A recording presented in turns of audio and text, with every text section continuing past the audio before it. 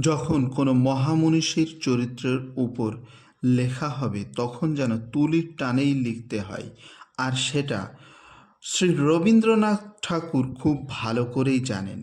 উনি বিদ্যাসাগর চরিত্র নামক একটি প্রবন্ধ লেখেন, আর সেখানেই উনি লিখেছেন, বিদ্যাসাগর তাহার বর্ণপরিচয়ে প্রথম ভাগে গোপাল নামক একটি সুবোধ ছেলের দৃষ্টান্ত দিয়েছেন। তাহাকে বাপ মায়ে যাহা বলে সে তাহাই করে, কিন্তু ঈশ্বরচন্দ্র নিজে যখন সেই গোপালের বয়সে ছিলেন তখন গোপালের অপেক্ষা কোনো কোনো অংশেই রাখালের সঙ্গেই তাহার অধিকতর সাদৃশ্য দেখা যাইত। পিতার কথা পালন করা দূরে থাক, পিতা যাহা বলিতেন তিনি ঠিক তাহার উল্টো করিয়া বসিতেন। শম্ভুচন্দ্র লিখিয়াছেন, পিতা তাহার স্বভাব বুঝিয়া চলিতেন। যেদিন সাদা বস্ত্র না থাকিত সেদিন বলিতেন, আজ ভালো কাপড় পরিয়া কলেজে যাইতে হবে। তিনি হঠাৎ বলিতেন, না, আজ ময়লা কাপড় পরিয়া যাইব। যেদিন বলিতেন, আজ স্নান করিতে হইবে, শ্রবণমাত্র দাদা বলিতেন যে আজ স্নান করিব না। পিতা প্রহার করিয়াও স্নান করাইতে পারিতেন না, সঙ্গে করিয়া ট্যাক্সালের ঘাটে নামাইয়া দিলেও দাঁড়াইয়া থাকিতেন। পিতা চড় চাপড় মারিয়া জোর করিয়া স্নান করাইতেন, কিন্তু একটা বিষয়ে রাখালের সহিত তাহার জীবনচরিত লেখকের সাদৃশ্য ছিল না। রাখাল পড়িতে যাইবার সময় পথে খেলা করে, মিছিমিছি দেরি করিয়া সকলের শেষে পাঠশালায় যায়, কিন্তু পড়াশোনায় বালক ঈশ্বরচন্দ্রের কিছুমাত্র শৈথিল্য ছিল না। যে প্রবল জিদের সহিত তিনি পিতার আদেশ ও নিষেধের বিপরীতে কাজ করিতে প্রবৃত্ত হইতেন, সেই দুর্দম জিদের সহিত তিনি পড়িতে যাইতেন। সেহ তাহার প্রতিকূল অবস্থার বিরুদ্ধে নিজের জিদ রক্ষা। ক্ষুদ্র একগুয়ে ছেলেটি মাথায় এক মস্ত ছাতা তুলিয়া তাহাদের বড় বাজারের বাসা হইতে পটলডাঙ্গায় সংস্কৃত কলেজে যাত্রা করিতেন। লোকে মনে করিত একটি ছাতা চলিয়া যাইতেছে। এই দুর্জয় বালকের শরীরটি খর্ব, শীর্ণ মাথাটা প্রকাণ্ড।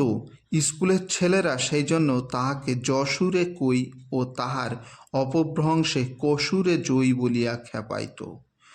তিনি তখন তোতলা ছিলেন, রাগিয়া কথা বলিতে পারিতেন না। এই বালক রাত্রি 10টার সময় শুইতে যাইতেন। পিতাকে বলে যাইতেন রাত্রি 2 প্রহরের সময় তাহাকে জাগাইয়া দিতে। পিতা আরমানি গির্জার ঘড়িতে 12টা বাজিলেই ঈশ্বরচন্দ্রকে জাগাইতেন। বালক অবশিষ্ট রাত্রি জাগিয়া পড়া করিতেন। ইহাও একগুয়ে ছেলের নিজের শরীরের প্রতি জিদ। শরীরও তাহার প্রতিশোধ তুলিতে ছাড়িত না। মাঝে মাঝে কঠিন সাংঘাতিক পীড়া হইয়াছিল, কিন্তু পীড়ার শাসনে তাহাকে পরাভূত করিতে পারে নাই। ইহার উপরে গৃহকর্মও অনেক ছিল। বাসায় তাহার পিতা ও মধ্যম ভ্রাতা ছিলেন, দাসদাসী ছিল না। ঈশ্বরচন্দ্র 2 বেলা সকলের রন্ধনাদি কার্য করিতেন। সহোদর শম্ভুচন্দ্র তাহার বর্ণনা করিয়াছেন। প্রত্যুষে নিদ্রাভঙ্গ হইলে ঈশ্বরচন্দ্র কিয়ৎক্ষণ পুস্তক আবৃত্তি করিয়া গঙ্গার ঘাটে স্নান করিয়া কাশীনাথ বাবুর বাজারে বাটা মাছ ও আলু পটল তরকারি ক্রয় করিয়া আনিতেন। বাটনা বাটিয়া উনান ধরাইয়া রন্ধন করিতেন। বাসায় তাহারা 4 জন খাইতেন। আহারের পর উচ্ছিষ্ট মুক্ত ও বাসন ধৌত করিয়া তবে পড়িতে যাইবার অবসর পাইতেন। পাক করিতে করিতে ও স্কুলে যাইবার সময় পথে চলিতে চলিতে পাঠানুশীলন করিতেন। এই তো অবস্থা। এদিকে ছুটির সময় যখন জল খাইতে যাইতেন তখন স্কুলের ছাত্র যারা উপস্থিত থাকিত তাহাদিগকে মিষ্টান্ন খাওয়াইতেন। স্কুল হইতে মাসিক যে বৃত্তি পাইতেন ইহাতেই তাহা ব্যয় হইত।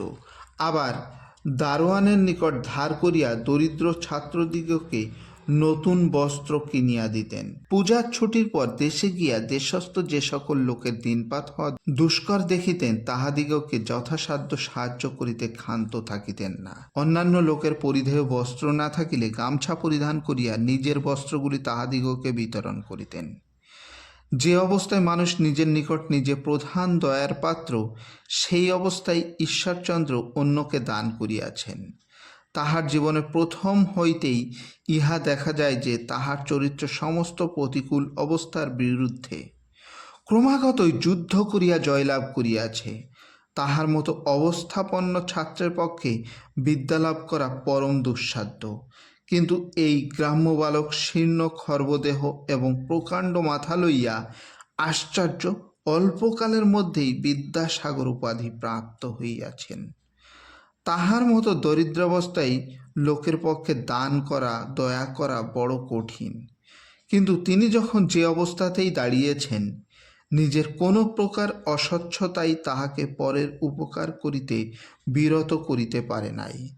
এবং অনেক মহৈশ্বর্যশালী রাজা রায়বাহাদুর প্রচুর ক্ষমতা লইয়া যে উপাধি লাভ করিতে পারে নাই, এই দরিদ্র পিতার দরিদ্র সন্তান সেই দয়ার সাগর নামে বঙ্গদেশে চিরদিনের জন্য বিখ্যাত হইয়া রহিলেন।